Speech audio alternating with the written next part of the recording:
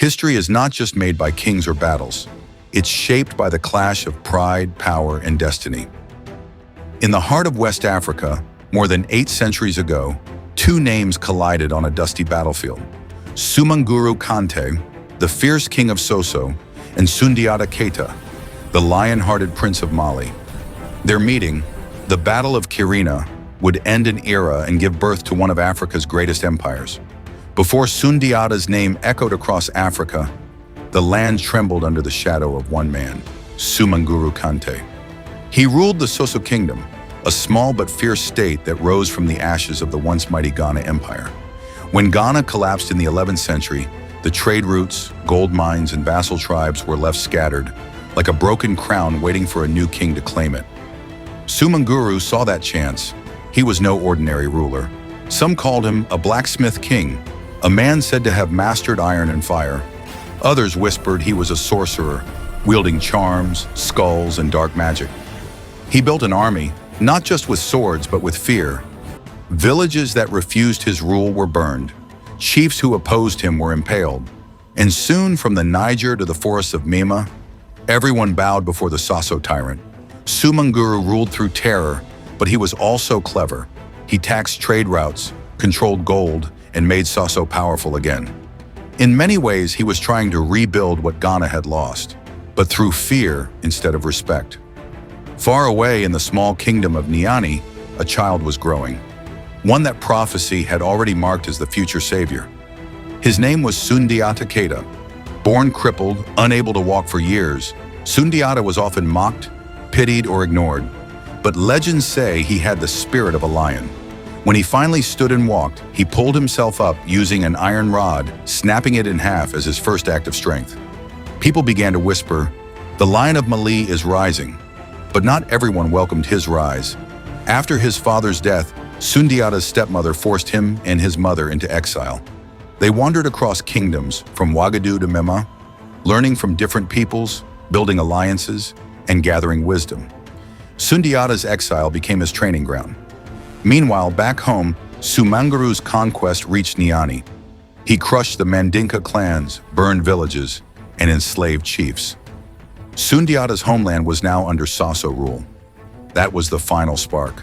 The lion had been sleeping now, he was ready to roar. It began quietly, with secret meetings among Mandinka chiefs who had grown tired of Soso's cruelty. They sent word to Sundiata, "Come back, Lion of Mali." Lead us. By this time, Sundiata was no longer the exiled boy. He had become a seasoned warrior, respected by kings. He answered their call without hesitation. He returned to his homeland with a growing army, men from every corner of the Mandé world. Hunters, warriors, smiths, horsemen, all united by one purpose: to end Sumanguru's tyranny. Sumanguru heard of Sundiata's return and laughed. He believed no mortal could defeat him, not when he had the power of his fetishes, his magic charms, and the spirits he commanded. But Sundiata had something stronger: unity, courage, and destiny. It was the year 1235, near a place called Kirina, not far from present-day Mali and Guinea. The two armies faced each other across a dry plain under the burning sun. On one side stood Sumanguru's army, disciplined, cruel, and massive. They wore charms, bones, and feathers. Drummers pounded rhythms meant to call on the spirits of war. Sumanguru himself rode at the front, dressed in dark armor, his face hidden behind a fearsome mask. On the other side stood Sundiata's forces, smaller, but fierce and determined. They carried bows, spears, and the courage of men fighting for freedom. Sundiata, tall and broad-shouldered, rode at the head. In his hand, he carried a special arrow, one forged to counter Sumanguru's magic. The air was heavy, the drums thundered, and the ground shook under thousands of marching feet. The Battle of Kirina had begun. When the war horns blew, the plain exploded into chaos. Arrows darkened the sky, spears clashed. The sound of steel echoed across the land. Sumanguru moved like a shadow, striking and vanishing. His enemies swore arrows could not touch him, that he turned invisible or became smoke. His charm, they said, made him untouchable. Sundiata fought like the lion his people believed him to be. He encouraged his men, holding his ground, refusing to fall back. But each time Sumanguru appeared, death followed. Sundiata's warriors were brave, but they needed more than strength. They needed a way to break Sumanguru's power. And that's when legend meets history.